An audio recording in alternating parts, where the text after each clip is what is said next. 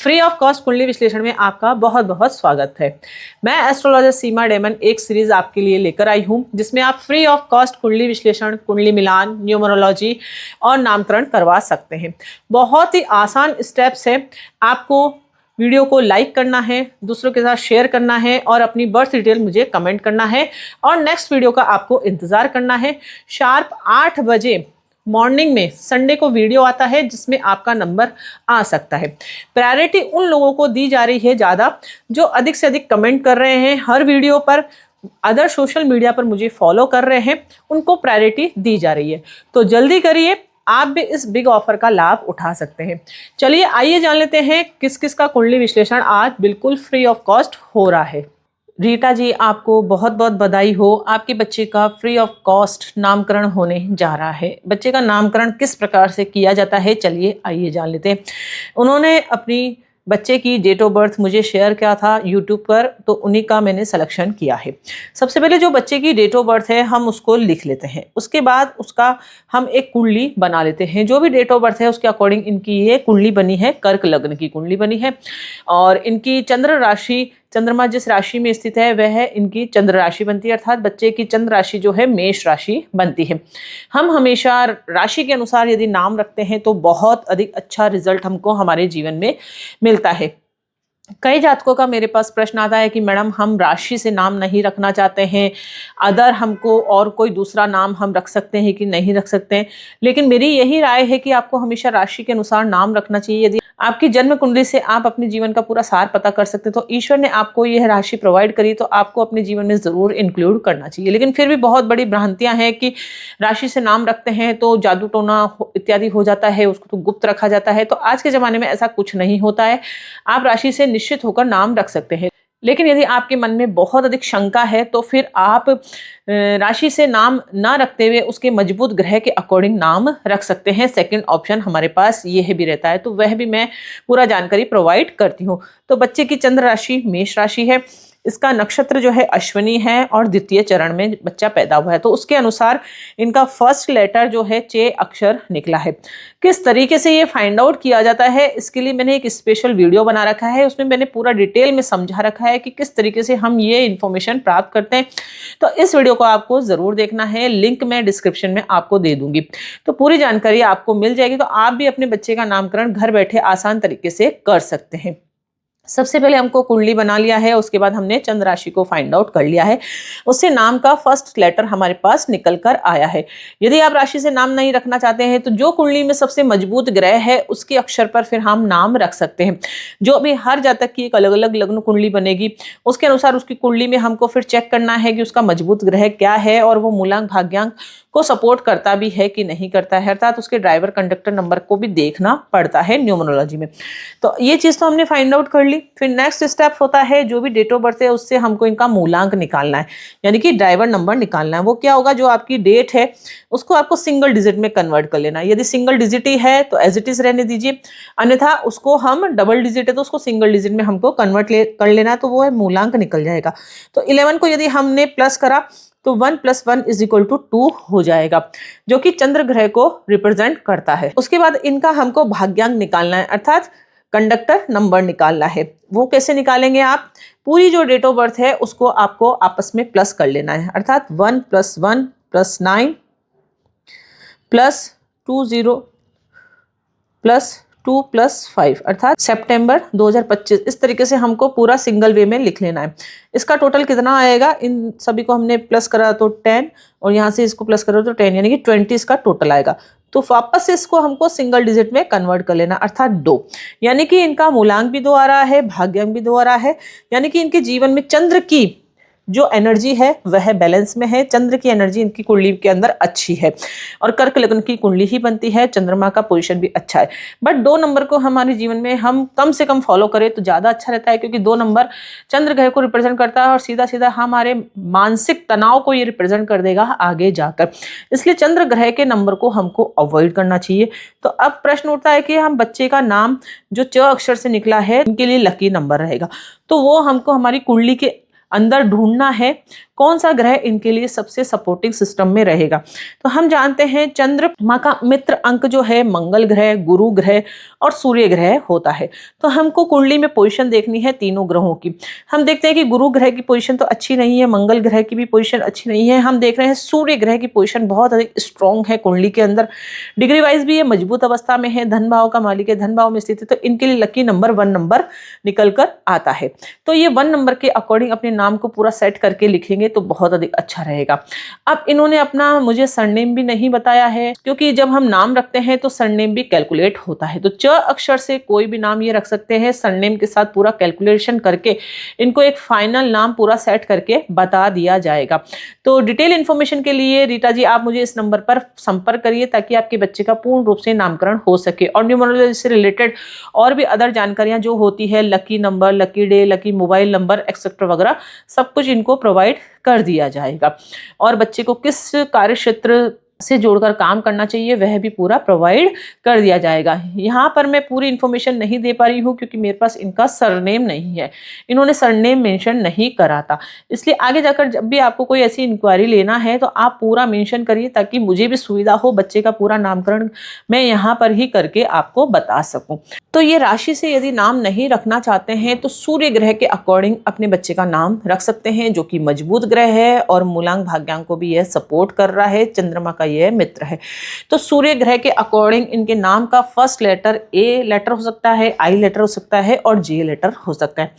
कभी भी इनको ओ लेटर और यू लेटर से नाम नहीं रखना है, इसका विशेष रूप से ध्यान रखना है। जब भी हम नामकरण करते हैं तो बहुत सारी चीज़ों को ध्यान में रखते हुए परफेक्ट नामकरण किया जाता है। अब कई बार मेरे पास ऐसा प्रश्न भी आता है कि जो सिंगल नेम हम रखते हैं उसका कैलकुलेशन अलग करते हैं और जो सरनेम अर्थात नाम के आगे हम कुछ भी ऐड कर रहे हैं उसका कैलकुलेशन अलग करते हैं, लेकिन ऐसा नहीं होता है। सरनेम के साथ ही पूरा कैलकुलेशन होगा, इस चीज़ का भी आपको विशेष रूप से ध्यान रखना है। इसलिए पूरा नामकरण करके मैं इनको बता दूंगी, तो चिंता आप बिल्कुल भी नहीं करें। आपका फ्री ऑफ कॉस्ट नामकरण बच्चे का पूरा संपन्न करके दिया जाएगा। अब देखते हैं हम किसका नेक्स्ट कुंडली विश्लेषण होता है। ऋतिका जी आपको बहुत बहुत बधाई हो, आपका फ्री ऑफ कॉस्ट कुंडली विश्लेषण में नंबर आ गया है और आपका फ्री ऑफ कॉस्ट कुंडली विश्लेषण यहाँ पर हो रहा है। पूरी फुल इंफॉर्मेशन प्राप्त करने के लिए आप मुझे यहाँ पर कांटेक्ट करिए, इस नंबर पर आप मुझे कांटेक्ट करिए। बहुत सारे जातकों का मैं फ्री ऑफ कॉस्ट कुंडली विश्लेषण ले सकती थी, बट हर किसी का जिन्होंने कमेंट्स बहुत ज़्यादा करे हैं लेकिन उन्होंने अपनी डिटेल्स सही से नहीं दिया है।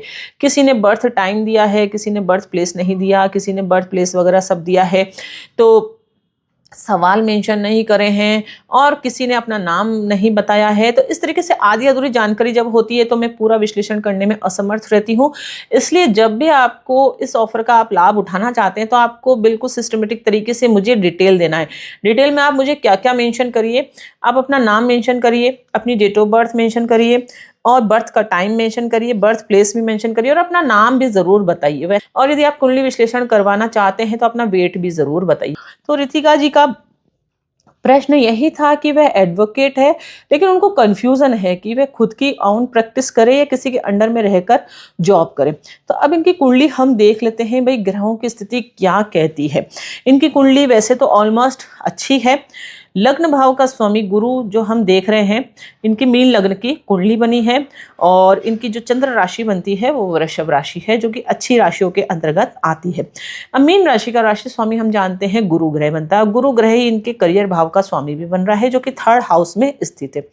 तो जब भी कोई ग्रह 3rd हाउस में स्थित होता है और लग्न भाव का स्वामी ही 3rd हाउस में स्थित हो गया तो जीवन में थोड़ा सा संघर्ष, मेहनत और परेशानी अधिक हो जाती है और हम खुद मेहनती भी बन जाते हैं, क्योंकि ये मेहनत का हाउस है, पराक्रम का हाउस है और ये छोटे भाई बहनों का भी है। तो छोटे भाई बहनों से भी हमारा लगाव अधिक होता है। अब गुरु ही इनका राशि स्वामी बनता है, करियर भाव का स्वामी बनता है, तो इनको 3rd हाउस से कनेक्शन करना बहुत अधिक जरूरी है। अगर ये 3rd हाउस से कनेक्शन नहीं करेंगे तो इनको करियर में एक अनस्टेबिलिटी का महसूस होगा। और यहाँ पर आप देख सकते हैं केतु भी उच्च राशि में स्थित है, इसलिए करियर से ही अनस्टेबिलिटी इनको महसूस हो रही है, अर्थात स्टेबल करियर इनका नहीं हो पा रहा है। तो केतु के रिगार्डिंग इनको कुछ रेमेडीज जरूर करना चाहिए और 3rd हाउस से यदि कनेक्शन करके अपने करियर को सेटअप करेंगे तो 100% को पॉजिटिव रिजल्ट की प्राप्ति होगी। अब इनके बुद्धि भाव का मालिक चंद्रमा भी उच्च राशि में स्थित है, जो कि लग्न के साथ ही युति बनाकर है, अर्थात ये खुद बुद्धिमान है, है इंटेलिजेंट पर्सन ये बन जाते हैं। और यहाँ पर शनि की युति भी है, आप देखिए तो इनको एडवोकेट ये बन गए। शनि हम जानते हैं न्याय के देवता है, और हम जानते हैं कि एडवोकेट जो होते हैं न्याय करने के लिए ही रिप्रेजेंट किए जाते हैं। तो इनका जो करियर का चुनाव इन्होंने करा है वह बिल्कुल सही है। गुरु जो है ज्ञान देने का काम करते हैं, तो ज्ञान ये बखूबी दे सकते हैं, अर्थात जो करियर इन्होंने चुना है वाक चतुरता वगैरह इनमें सब निपुण है, ये उसमें कोई दो राय नहीं। लेकिन ये जो ग्रह स्थित हो गए वो थर्ड हाउस में स्थित हो गए, इसलिए इनको थोड़ा सा परेशानियों का सामना करना पड़ रहा है। और शनि और चंद्र की युति से हम देख रहे हैं विष दोष भी बनता है, जिसके अंदर माइंड हमेशा कंफ्यूजन रहता है, अर्थात जो डिसीजन मेकिंग होता है वो स्ट्रांग इनका नहीं हो पाता है। क्योंकि विष दोष के कारण क्या होता है, शनिदेव तो कहते हैं कि आप स्लो चलिए और चंद्रदेव कहते हैं कि फास्ट चलिए। अब इस स्लो और फास्ट के कंफ्यूजन में खुद स्वयं जो जातक होता है वह बहुत अधिक कंफ्यूजन माइंड में हो जाता है। वह कई बार कोई बड़े बड़े डिसीजन जब उसको लेने होते हैं तो बहुत अधिक असुविधा उसको महसूस होती है। आपको रितिका जी परेशान होने की जरूरत नहीं है, इसका क्या सॉल्यूशन है मैं आपको पूर्ण रूप से बता दूंगी, लेकिन आप यहाँ समझिए कि आपको क्यों ऐसी प्रॉब्लम हो रही है। अब यहाँ हम देखें कि राहु की दशा भी इनकी चल रही है। राहु वैसे उच्च राशि में स्थित है, लेकिन राहु का जो राशि स्वामी है वो बुध ग्रह बनता है, तो राहु 100% इनको पॉजिटिव रिजल्ट नहीं दे पा रहा है। इसलिए इनका दिमाग सही दिशा में काम नहीं कर रहा है, या डिसीजन नहीं ले पा रहे। लेकिन अपनी कंपनी स्टैब्लिश करके काम करेंगे तो इनको जीवन में बहुत अधिक अच्छा रिजल्ट प्राप्त होगा। इसके पीछे का कारण है कि बुद्धि भाव का मालिक लग्न भाव के साथ युति है, थर्ड हाउस में स्थित है। थर्ड हाउस हमारे ऑनलाइन बिजनेस का भी है, तो धीरे धीरे अपने वर्क को ऑनलाइन भी लेकर आए, अर्थात ऑनलाइन क्लाइंट इनसे कॉन्टैक्ट करके बहुत अधिक अच्छा ये ग्रोथ कर पाएंगे। केतु से संबंधित कुछ रेमेडीज कर लेंगे तो इनको करियर से रिगार्डिंग कोई परेशानी नहीं होगी। भाग्य भाव का मालिक भी इनकी कुंडली में बहुत अधिक अच्छा प्लेस है, तो भाग्य का साथ तो इनको प्राप्त होता है। और सूर्य भी लग्न में स्थित है, तो किसी के अंडर में रहकर ये काम नहीं कर सकते हैं, क्योंकि जब भी लग्न में सूर्य स्थित है और लग्न भाव का स्वामी ही हमारे गुरु बन गया, तो सूर्य क्या होता है, राजा के समान जीवन जीने जैसी प्रेरणा हमको देता है। सूर्य क्या होता है, अपने आप में ही राजा समझते हैं हम, अर्थात थोड़ा सा ईगो हमारे अंदर आ जाता है।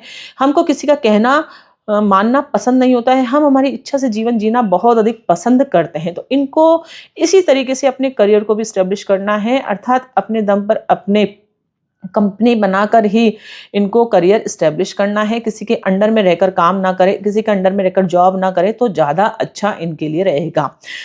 अभी तो जो सीखने सिखाने के दिन है वह तो आप थोड़े समय के लिए करिए, लेकिन अपने खुद के क्लाइंट आप खुद लाइए और खुद उनसे आप डील करके अच्छा पैसा अर्न कर सकते हैं। किसी के अंडर में जॉब करने की आपको ज़रूरत नहीं है।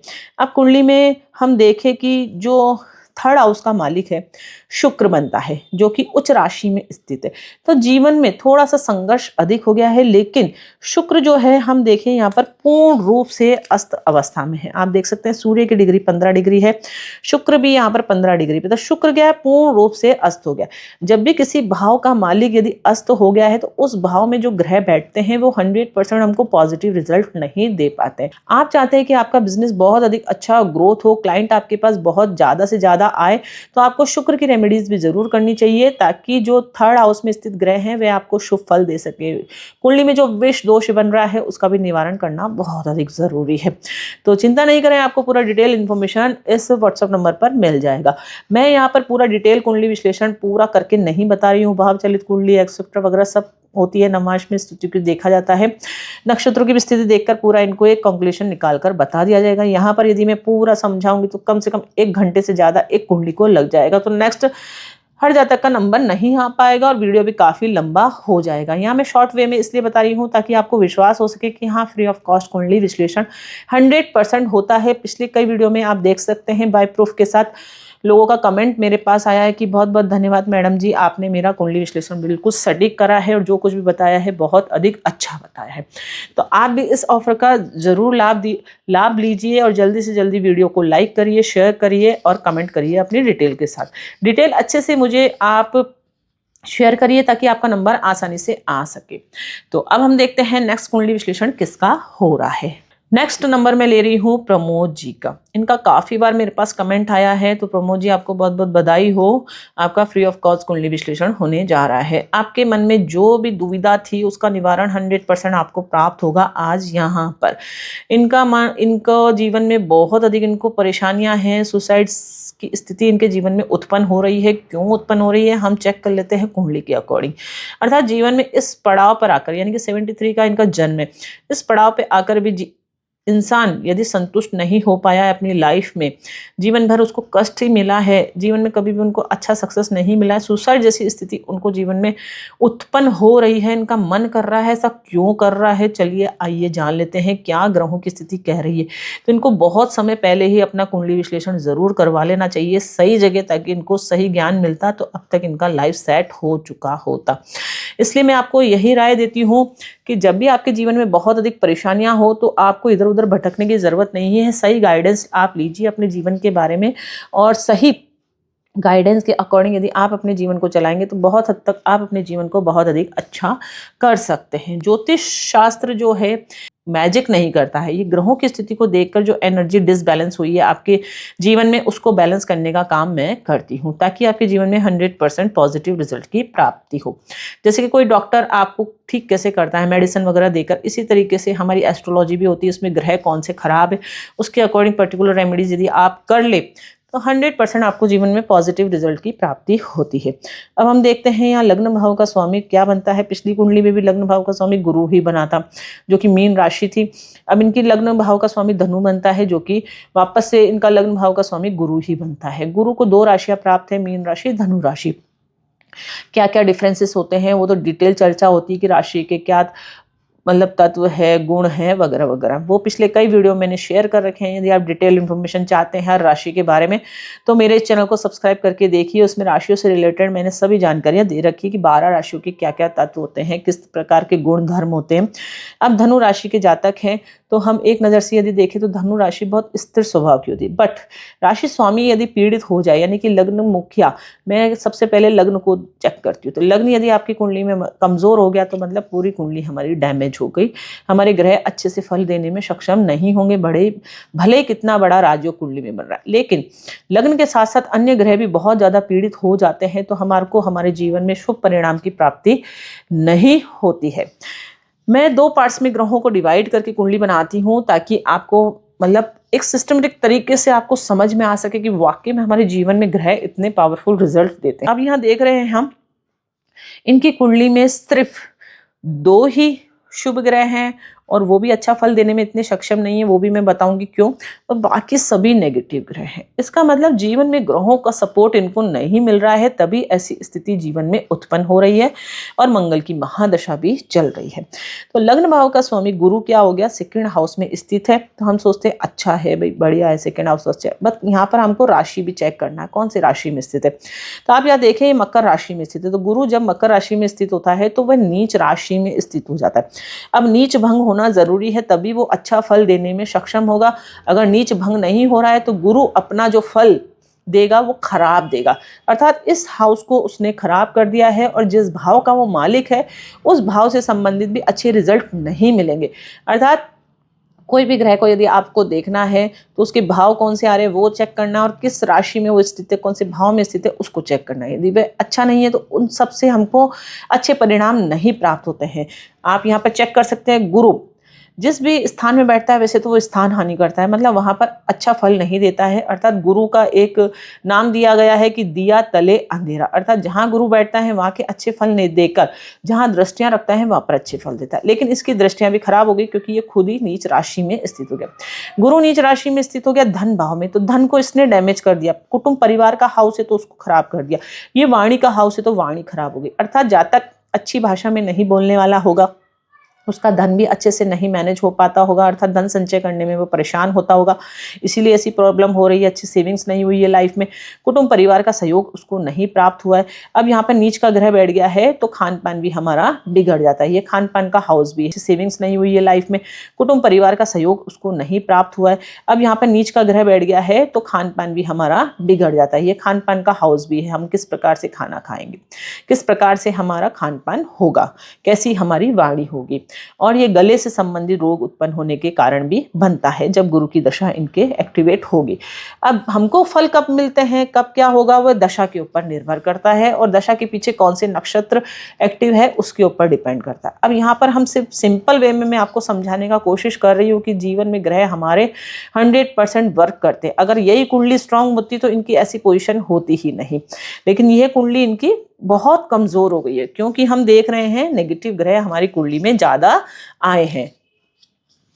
तो गुरु नीच राशि में स्थित हो गया है। गुरु की जब जहां जहां दृष्टियां पड़ेगी वह हाउसेस भी खराब होंगे। तो गुरु की 5वीं दृष्टि हम देख रहे हैं 6ठे भाव पर पड़ रही है, गुरु की 7वीं दृष्टि 8वें भाव पर पड़ रही है और गुरु की 9वीं दृष्टि करियर पर पड़ रही है, जिससे करियर भी हमारा अच्छा नहीं है क्योंकि करियर भाव का स्वामी बुध भी हम देख रहे हैं 8वें भाव में स्थित है और यहाँ पर भी शुक्र नीच राशि में स्थित हो गया, अर्थात जॉब भाव का मालिक शुक्र नीच राशि में स्थित हो गया। ये रोग भाव का मालिक भी है जो कि नीच राशि में स्थित हो गया है, अर्थात रोग भी इनको ऐसे होते हैं जिनका इलाज जल्दी से संभव नहीं हो पाता है। और इनका शुक्र हमारी कुंडली में पत्नी का कारक ग्रह भी होता है, तो हमारा वैवाहिक जीवन भी अच्छा नहीं होगा, अर्थात होने वाली इनकी जो वाइफ होगी वो भी ज़्यादा अच्छी नहीं होगी। अब यहाँ पर केतु भी नीच राशि में स्थित है, हम देख सकते हैं शनि भी स्थित हो गया, तो 7th हाउस भी इनका बिल्कुल पीड़ित हो गया है। बुध भी यहाँ पर स्थित हो गया। केतु है पूर्ण रूप से डिटैचमेंट दे दिया। शनि जो है विरक्ति का कारक ग्रह है, जो एक अटैचमेंट हमको मिलता है वैवाहिक जीवन से वो नहीं मिल पा रहा है। शुक्र जो उसका कारक तत्व है वह भी खराब हो गया। गुरु भी हमारी विवाह का कारक ग्रह होता है वह भी खराब हो गया। तो कुल मिलाकर गुरु शुक्र भी अच्छे नहीं है कुंडली में। राहु और केतु भी इनकी कुंडली में अच्छे नहीं है, नीच राशि में स्थित हो गए। लग्न में ही राहु नीच राशि में स्थित हो गए तो हमेशा हमारा दिमाग नेगेटिव की तरफ ज्यादा अग्रसित होता है। कहीं ना कहीं इनकी बैड हैबिट्स भी होने के योग बनते हैं, अर्थात किसी भी प्रकार की लत के शिकार भी हो सकते हैं। और इनकी कुंडली में अभी मंगल की दशा चल रही है, लेकिन मंगल हम देख रहे हैं यहाँ बुद्धि भाव में स्थित। तो हम सोचेंगे भाई बुद्धि भाव तो इनका अच्छा ही होगा, दिमाग सही दिशा में काम कर रहा होगा, लेकिन हम देखें भाव चलित कुंडली में मंगल 4थे भाव में जा रहा है। तो जब भी किसी भी हाउस का मालिक यदि पिछले भाव में स्थित हो जाता है तो वह अच्छे फल देने में सक्षम नहीं होता है। क्यों? क्योंकि वो उस पिछले भाव में बैठकर इस भाव का नेग्लेक्शन करा रहा है, अर्थात इस हाउस के जो अच्छे रिजल्ट होने चाहिए वो देने में सक्षम नहीं हो पा रहा है। तो इसलिए मंगल भी जो है इनकी कुंडली में पीड़ित अवस्था में हो गया। मंगल के यदि हम नक्षत्र देखें तो केतु और गुरु आ रहे हैं, अर्थात केतु नीच राशि में स्थित 7th हाउस में स्थित है और गुरु जो है 2nd हाउस में स्थित है। तो परिवार कुटुंब से इनका डिटैचमेंट हो रहा है, अर्थात इनको इसीलिए ऐसा महसूस हो रहा है कि कोई भी मेरा साथ नहीं देता है, जीने की कोई आशा नहीं है, इसीलिए सुसाइड जैसी स्थिति जीवन में उत्पन्न हो रही है कुंडली के अकॉर्डिंग। लग्न में राहु स्थित है तो दिमाग भी इनका बिल्कुल खराब रहता है, तो जिसके कारण हम देखें ना कुंडली में बिल्कुल भी अच्छी पोजीशन नहीं है ग्रहों की। अब बात करें भाग्य भाव का मालिक, भाग्य भाव का मालिक सूर्य स्वयं राशि में स्थित है। अगर सूर्य यहीं स्थित होता तो इनका भाग्य अच्छा होता, चलो किस्मत का साथ तो इनको मिलता ही मिलता है एटलीस्ट, बट यहाँ मैंने माइनस का साइन लगाया। माइनस मतलब भाव चलित कुंडली में सूर्य भी यहाँ पर पिछले भाव में चला गया, अर्थात ये दुर्भाग्य योग कहा जाता है।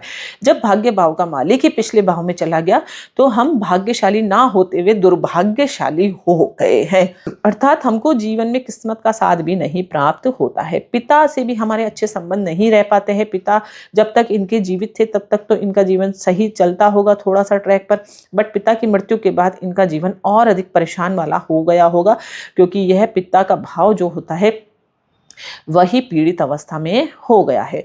लाभ भाव का मालिक भी शुक्र बनता है जो कि नीच राशि में स्थित हो गया, वो भी पिछले भाव में स्थित है। तो आप यहाँ देखिए एक चीज आपको मतलब समझ में आ रही होगी कि कोई भी हाउस का मालिक पिछले भाव में बैठा है, भाग्य भाव का मालिक भी पिछले भाव में चला गया है, लाभ भाव का मालिक भी पिछले भाव में चला गया है, जिसके कारण क्या हो रहा है, जो हमारे जीवन में फाइनेंस होता है, जो हमारी किस्मत होती है, जो हमारी बुद्धि होती है, जो हमारा लग्न है, वो सब कुछ पूर्ण रूप से अच्छा नहीं है। अब जब सारे ग्रह हमारे अच्छे नहीं है तो फिर हमारे को जीवन में कुछ भी अच्छा नहीं मिलता। हम बहुत मेहनत भी करते हैं लेकिन फिर भी हमको अच्छा रिजल्ट नहीं मिल पाता है। उसके पीछे का रीजन यही होता है कि ग्रहों का सहयोग आपको नहीं मिल पा रहा है। इसलिए हमेशा हमको हमारे जीवन में कुंडली विश्लेषण जरूर करवाना चाहिए ताकि हम जान पाएं कि हमारे ग्रह कौन सी पोजीशन पर स्थित है, वे हमारे जीवन में अच्छा फल देने में सक्षम है कि नहीं है, और उनको अच्छा करने के लिए हमको ऐसा क्या करना चाहिए ताकि हमारे जीवन में अच्छा रिजल्ट हमको मिल सके।